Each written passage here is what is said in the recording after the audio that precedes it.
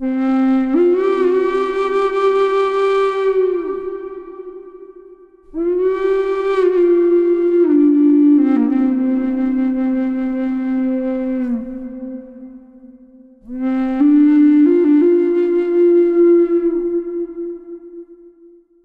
inspired viewers, to this week's edition of Healthy Living, once again featuring Dr. Judith Orloff, who advocates using intuition, constructive energy, and spirituality to achieve physical and emotional healing.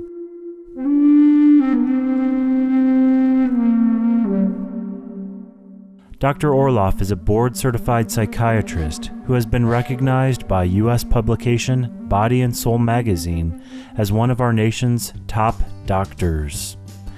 As the newspaper USA Today states, Dr. Orloff voices the message that intuition works as a potent therapeutic force that can help us lead smarter, saner lives.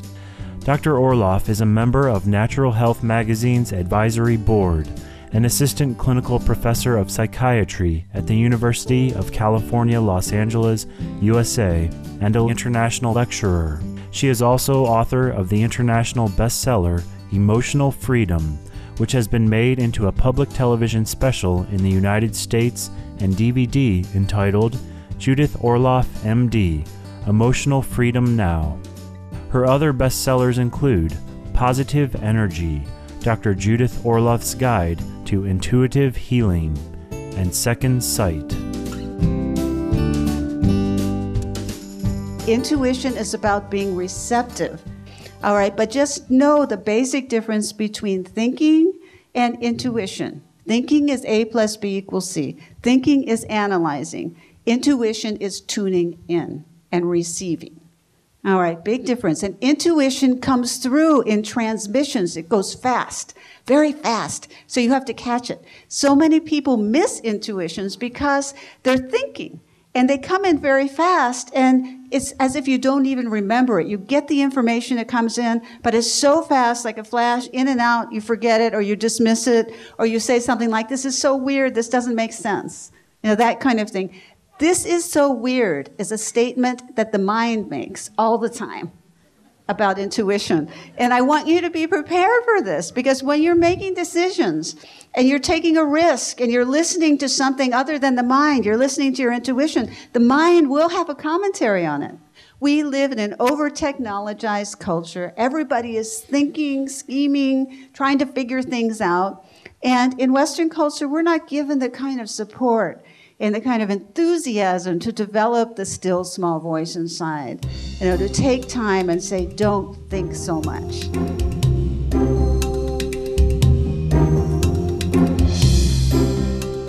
Dr. Orloff has several strategies to quiet an active mind and hear the inner voice of intuition. One method involves making changes to one's life on a physical level.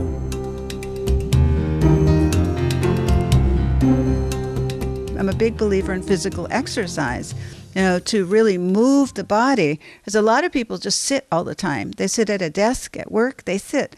And mental health and emotional health is so dependent on the body moving. And dancing or running or walking or some kind of Tai Chi or Qigong or something like that to get the body's energies moving. As if somebody just sits day after day after day, it can't be good for the body. It can't. It has to have some kind of movement.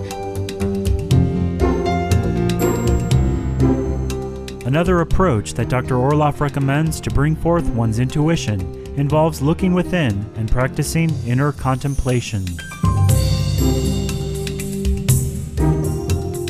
One of the techniques that I talk about in Emotional Freedom is the 3-minute meditation, which is learning how to follow the breath to get very quiet inside so that they learn how to go into their still place inside and then listen and maybe focus on a positive image or focus on something very spiritual that moves them. And in those 3 minutes to just stay calm, focused, and then tune into their intuition. Because the intuition comes from that still space. And everyone who wants to learn emotional freedom or tune into their intuition has to be able to find that still space inside. So with each patient and all my readers, I really emphasize that. And my spiritual practice is meditation.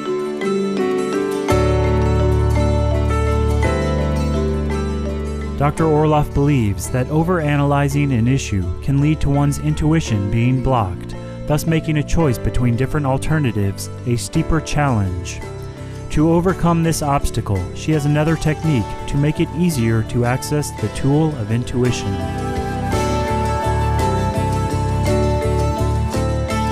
There was a recent article in Science magazine that said it is better to sleep on big decisions than make them right away. All right, this was a huge leap for a very conventional journal to make. When they were evaluating how decisions were made, they found with subjects that if somebody slept on a decision, if you have a big decision to make, let's say about a move or about a job, if you sleep on it, the result of your decision will be better than if you just keep thinking about it. And the result of this science article was that overthinking can stop good decision making. All right, this is big. This is something you really need to know. When you're stuck in a problem and you don't know how to get out of it, what you need to do is balance the thought with the intuition. I've known this since I've been a little girl. I sleep on decisions, I dream about decisions, and then that helps me make them. But however, in traditional Western culture, this is not a given. And the science article was a major step ahead in getting through to the scientific community that maybe thinking isn't the only answer.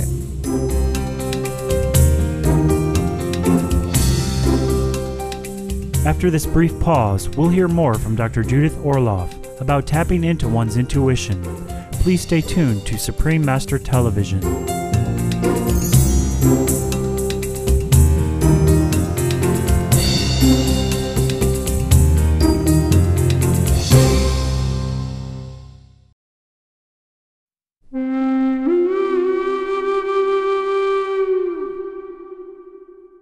Welcome back to Healthy Living here on Supreme Master Television, featuring Dr. Judith Orloff, who is an assistant clinical professor of psychiatry at the University of California, Los Angeles, an international lecturer, and a best-selling author. Dr. Orloff has recently released a revised edition of her book, Second Sight. An intuitive psychiatrist tells her extraordinary story and shows you how to tap your own inner wisdom, and kindly shared with us some details about the work. Tell us a little bit more about the book and what is the book about? How is it different from Emotional Freedom? Well, Second Sight is part memoir and it's part how-to in terms of developing intuition. So Second Sight is my journey about how I came into my intuitive voice. And then the second part of the book is how to develop intuition, such as how to remember your dreams and interpret your dreams, and how to look into the dream world for guidance and intuition, which is really a powerful way that I tune into intuition is through my dreams. Every morning, the first thing I do is remember my dreams and interpret them before I start the day. We asked Dr. Orloff to give an example from her own life of drawing upon a dream for help when she was facing a challenge. For instance, when I was writing Emotional Freedom, I was writing the chapter on frustration. And when I wrote the chapter, I intentionally invited frustration in so I could learn from it to develop patience. That's part of how I write. It's very experiential. But when I was writing that chapter, I developed writer's block as part of the frustration. And I kept pushing, and nothing would come out. And I couldn't get in touch with my creativity and my ideas. And I kept forcing everything wrong. And then I had a dream with a phone number. And then I called it the next day. And it was funny because a man answered the phone and he said, UCLA Labor and Delivery Room, which was, I was pushing so hard and I got the exact right place. So it made me laugh and it made me lighten up, cosmic humor. And so, it was a synchronicity. I was on the right track, but just lighten up a little bit. So that phone number and that experience helped me to lighten up via the dream. Dreams are a powerful vehicle for intuition that we can tap into every night, and everyone can be taught how to do this. I have a technique where I teach people to have a dream journal, keep a pen by the dream journal, and then ask a question before you go to sleep at night. And it could be, how can I have better health? Something like that. And then you go to sleep, wake up, and in the morning, the first 5 minutes, you stay quiet in the hypnagogic state between sleep and waking, and remember the dreams, write it down, and then see how the dream answered your question. Decision-making on a significant matter can be daunting at times and cause stress and anxiety in our lives. Here's a tip from Dr. Orloff on how to make better choices by using intuition. Now, to make intuitive decisions about anything, there are a number of steps to go through. Step 1 is develop your belief system. Step 2 is listen to your body or your gut. Step 3 is learn to tune in. Step 4 is notice your energy level. And step 5 is listen to your dreams. These are 5 ways that you can apply to intuitive decision making. And with any decision that you're about to make, you can apply all these. And if one doesn't work, you go to the next. So I use all of these in concert. As a psychiatrist with patients, I'm constantly using these intuitive techniques as I'm listening to somebody or intuitively. It's very important to listen intuitively. To close, here are some thoughts from Dr. Orloff about the future integration of intuition into the field of Western medicine.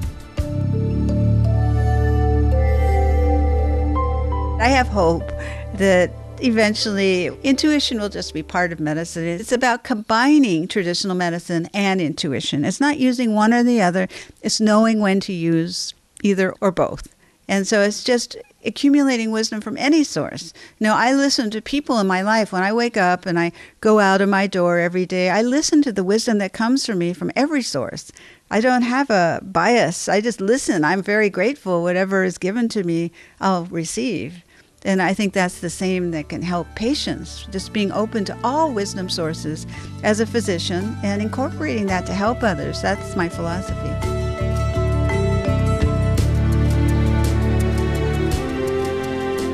Thank you, Dr. Judith Orloff, for assisting others to achieve better health, both physically and mentally, higher spirits, and enhanced well-being through your work.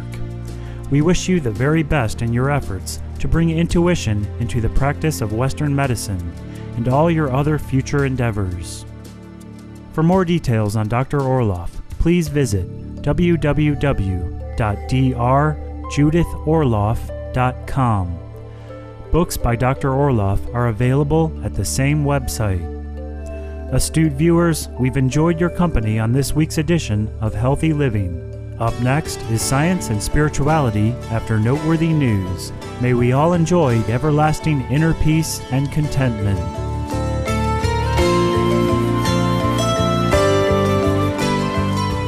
For more details, please see www.suprememastertv.com/HL.